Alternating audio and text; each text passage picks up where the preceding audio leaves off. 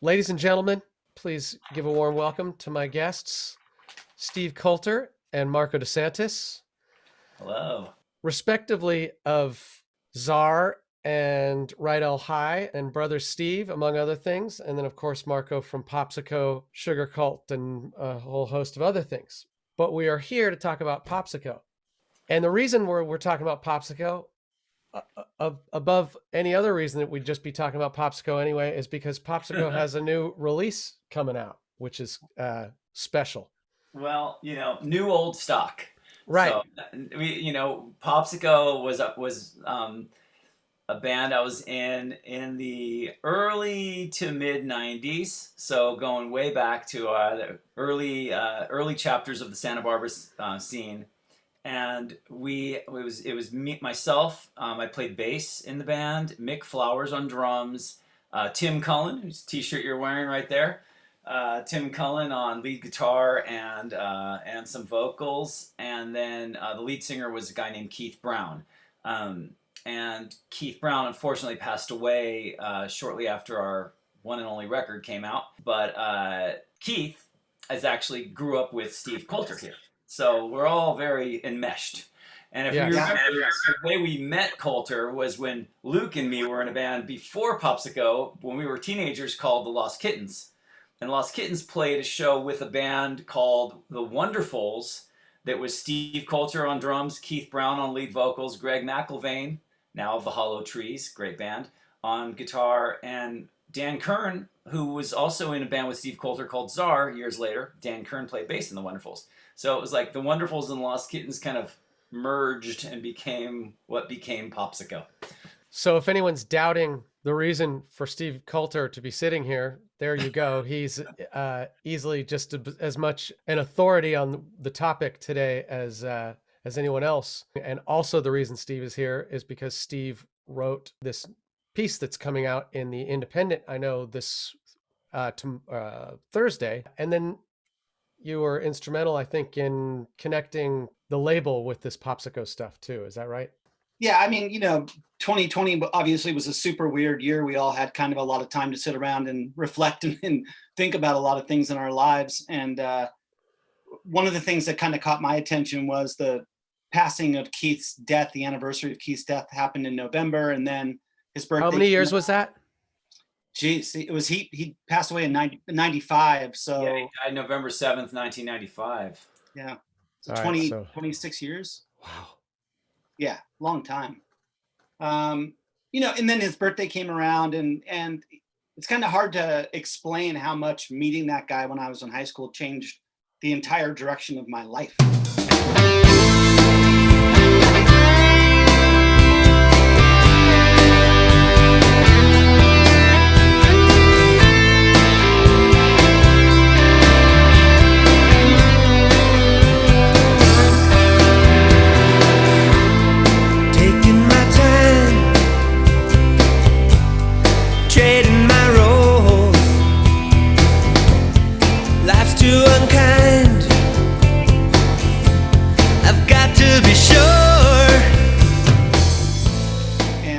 I was just feeling a little like, I could be doing a better job of helping keep his memory and his music alive. And at the same time, I'd started doing all these interviews with musicians on my Medium page. And so I just reached out to Marko and Mick and Tim and said, hey, would you guys be cool answering some questions? And right away, they were into it. They were stoked. They got what I was going for. And we thought it was just going to be this like couple email exchanges. And then you have to remember it's Marko and I. So right. The thing that happened is, hey, maybe we should re-release the music, and hey, maybe we should get quotes from other people who were around the band at that time, and hey, maybe we should have the Santa Barbara Independent put this out rather than your Medium page. So it kind of snowballed in a really beautiful way, and it gave me a chance to like collaborate with all these guys and reconnect with them on something that's pretty meaningful.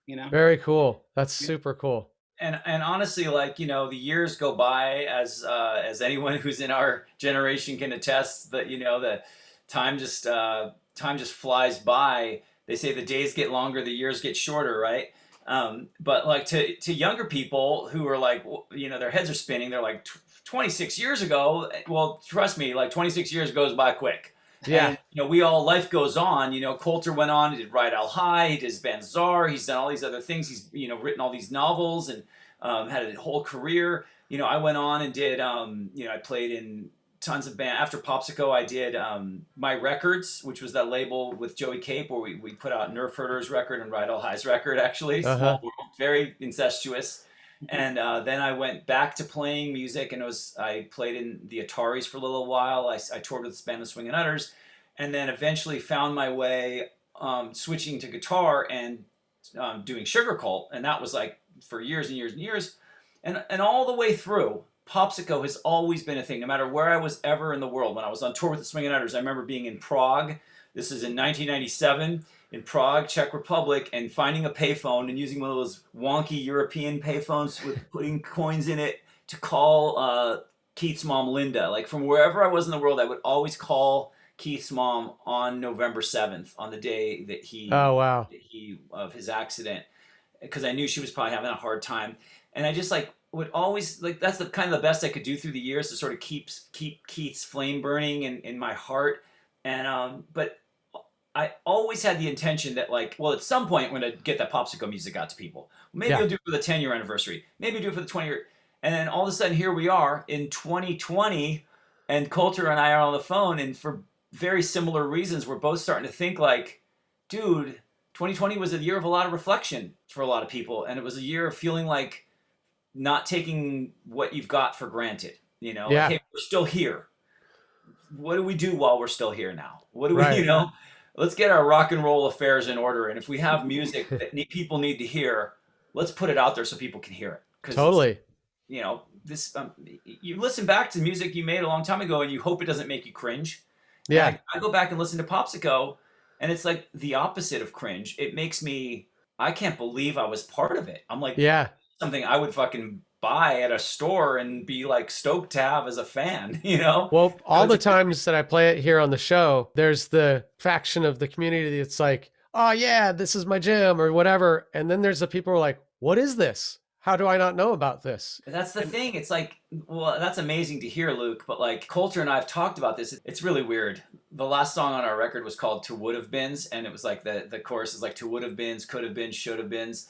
And I always think, no matter what other success I've had in different bands, I always think of Popsicko as the one that got away. I always think of it as God dang, it wasn't that we didn't pull it because the music wasn't good, or because the band wasn't good, or because we tried and then the music failed. It was because we just got cut short, because Keith died young.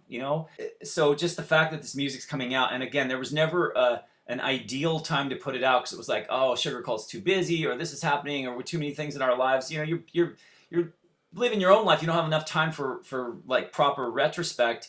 But all of a sudden, here we are, and it's it feels, for some reason, even though it's seems kind of random, it feels like the right time to put it out.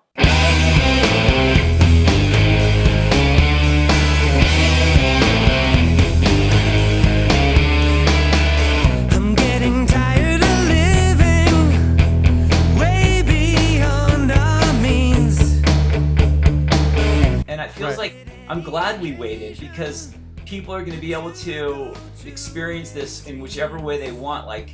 They can find it digitally. It's going to, the label that's going to help us put it out is going to put out a digital single. When's that coming out again, Coulter? It's supposed to come out on July 16th. So July 16th, Nastasha and Getting Used to You, right? That's the A-side and B-side. So we got two of our songs coming out for the first time ever digitally. You can't find Popsicko on Apple Music or Spotify. So you can actually buy the downloads, or you can access the streams. And then we're going to do a vinyl pressing through this really cool power pop label called Big Stir Records, which put out, and more connections for anyone who's still following, the record that Steve's project, the brothers Steve, made with Luke right here producing. So it all comes back around. Same label. There's so much Popsicko that needs to be heard that's awesome. I'm just glad it's finally going to happen. And Coulter just made me kind of get the chills for a second when you reminded me that it's been 26 years, because that's exactly how old Keith was when he died. So it would he have only been lived to be 26. Right. Our band has been gone for as long as Keith's life ever lasted at this point. Yeah. That's just insane to me. We've all lived exactly another lifetime of his. It's pretty bizarre. You know, here's another sort of chilling thing that around Keith's death is I was up here in Santa Barbara for some reason, and I was going back down to LA, and Keith gave me like a press pack of things about Popsicko to give to the guy who put out the Popsicko record. So I brought stuff down to LA for him, and he died a couple days later or something. And so I still made that drop to the guy, but it was like, hey, Keith gave me this stuff that I'm supposed to give to you. And super weird. It was like, well, here's that stuff. I remember sitting in my room. I wish I had it with me right now, changing my bass strings one night. It was like a rainy night, changing my bass strings, and I get this call, and it was just like, that was it. Like that was like the end shattering of my youth. Right. It was just the moment to hear that Keith had been in an accident, and yeah. And like I immediately, like just like intuitively, I got out like a switchblade and carved his name in the back of my bass. So I still remember that vividly. Yeah. And like, I mean, I remember that was just like, you remember that? Like we were all just like kind of living at Tim Cullen's house, just like crying and drinking for like a week straight, you know? Yeah. It's a weird. It was crazy. I mean, since then we've all had that type of rug pulled out from underneath us a lot more than we should have for the age that we are. But at that point, that was the first one. That was really like, whoa. And then a couple years later, Lynn Strait in almost the same exact, place. Yeah, almost the same way, same place, right? Yeah. Just so heartbreaking. But yeah, again, not to dwell on the sad part, but the beauty of it is, thank goodness he wrote all those songs and we made those recordings. Getting used to you. Yes, I'm getting used to you. Well, I'm getting used to you. And I'm starting to like the things you do.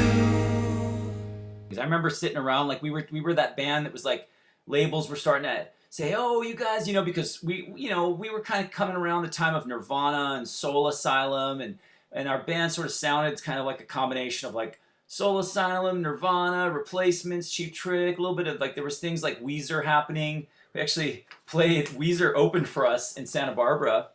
And I remember that show. Look at that. That bill is insane. I know, it's funny because we also got Green Thumb that had like Chris and Scott Shiflett, Josh Freese on drums. Yeah. Bill Armstrong on guitar, who ended up joining forces with Joe Sib from Wax and starting a label called Side One Dummy that became enormously successful. You know, Flogging Molly, Gaslight Anthem, all the stuff they did. And then, of course, Weezer. And Weezer had just got, like, I remember them giving me, maybe I have it somewhere, Rivers giving me, like, a promo copy of his, advanced copy of his record. He's like, dude, we just finished making this with Rick Ocasek from the Cars. But there was a moment where, like, it was like, holy shit, like, Nirvana had happened. Green Day was starting to pop. We opened for Green Day right on their first run of shows for their Dookie tour. So right before their radio song blew up. Crazy, yeah. Opened for them in Santa Barbara. And, like, we just smelled the writing on the wall was like, this band might fucking work.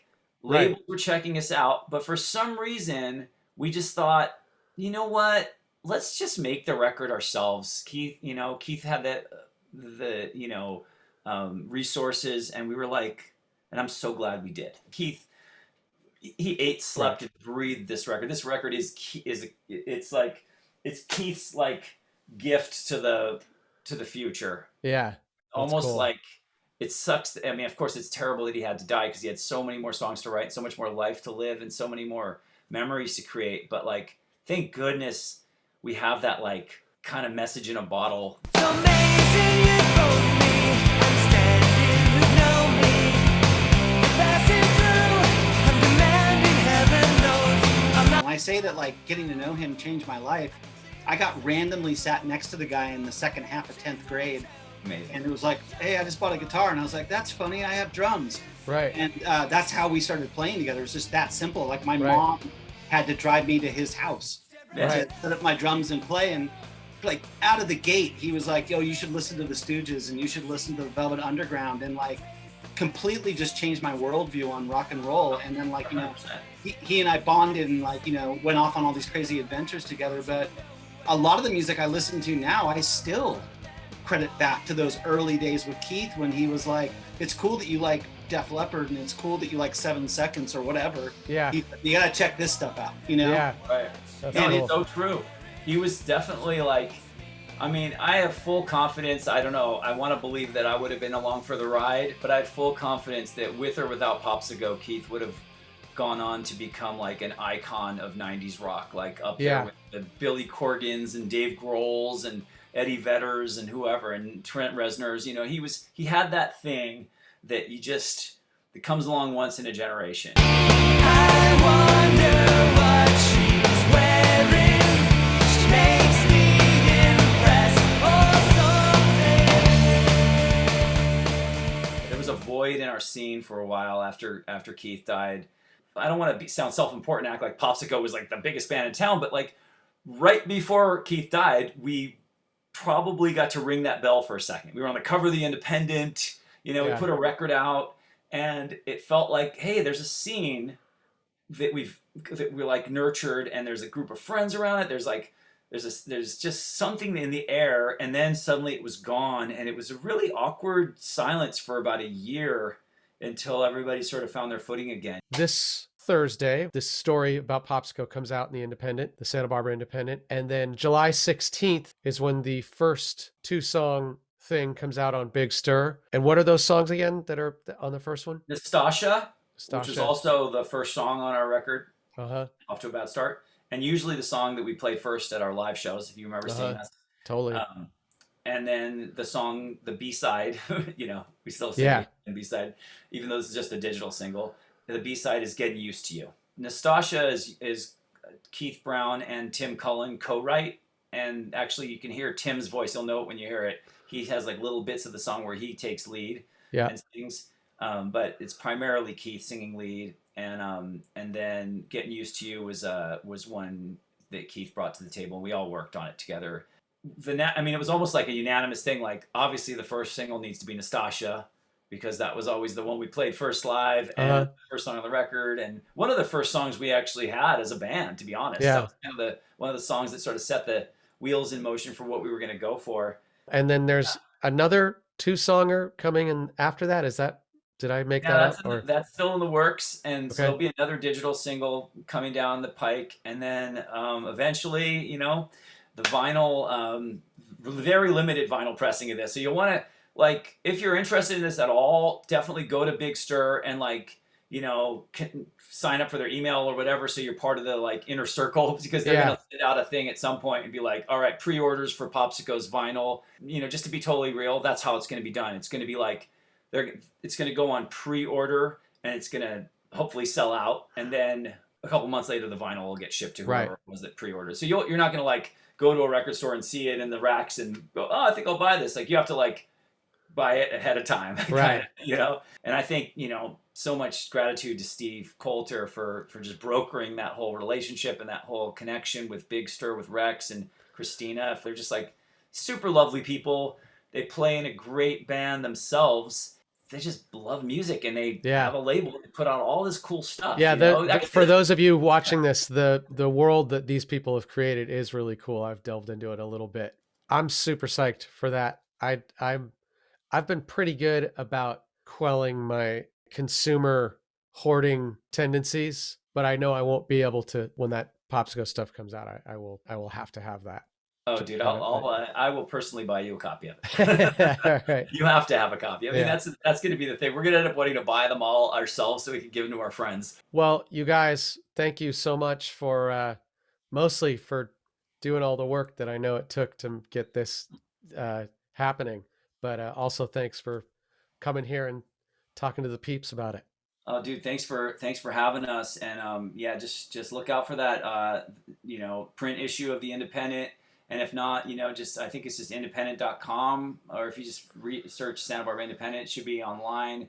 And for the Popsicle oral history, because Steve, I gotta, Coulter did such a this was not just a journalist doing a story on a band. This was like a best friend doing it on behalf of someone who, speak for himself right now. And so Keith would be so touched by this, and I just I was like blown away when Steve sent me an advanced thing of it, and I was reading it, like the way he did kind of like oral history, like if you've read the book Please Kill Me, or the more recently the book Nothing But a Good Time, great book, where it's like different. I read it today. I read the piece on Popsicko. Yeah, so like the way he organized everyone talking, and it's just like bringing everybody in who was a part of the story, and so it's all in there, and it kind of untangles the web of that time. Maybe time is forgotten in some people's minds who actually were there, and then for people who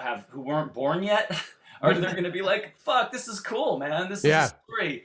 And for people that were maybe just too young to like be in the scene, but they like heard about it from their older sibling or from whatever. It's just cool that this is going to happen. And above all, it's about the music. And I'm just super stoked and grateful that like, finally this music's going to be available to people in a way other than like me, like getting your address and sending you a copy of the CD, which is, I still have like 2 boxes of them. If anybody wants to DM me their address, I'll send you a copy of this. Okay. I'll point a couple of things out, Marko. One, for the Santa Barbara Independent, my intro is going to be in print, but the oral history is only going to be online. So the print will point to online. Oh, okay. And then there'll be extra pictures there and some of the flyers you sent in. Cool. So I'll get that link so I can put that in the chat. I'll send you the link. And then also, I had a conversation with Rex today from Big Stir Records, and he said he may be putting those 2 songs up early. So if you're here right now and you go to bigstirrecords.com on their homepage, you might be able to snag those 2 songs from Popsicko early, because we want people who are excited about it to be able to get it right away. So the official, it'll hit the DSPs on the 16th, but by the time this comes out, I think we'll be able to actually grab those. Well, in any case, Luke, please play Nastasia and Getting Used to You so people know what they're in for. Yeah, will do. So if they go like, "Oh, dude, this is rad, I'm gonna check it out," or they might go, "Oh my god, this is Railer, I'm not even gonna fucking." I will say too, Luke, thank you so much, because like, again, the way this thing kind of snowballed in a beautiful way was a really rewarding project to work on with Mick and Tim and Marko and Rex and Christina from Big Stir. But when Marko and I were thinking about like, if we wanted to talk to anybody about it, obviously it's this show, right? This is the Don's John of Twitch, right? Yeah. So like, thank you so much for making time and helping us tell more people about it. Yeah, totally my pleasure. Well, we've talked way too much to say that we're just going to let the music do the talking. But ladies and gentlemen, Steve Coulter, Marko Desantis, let's now have a little listen to some Popsicko, shall we? All right. Thanks, Luke. Love you guys. Love you, man. Dude. Cheers.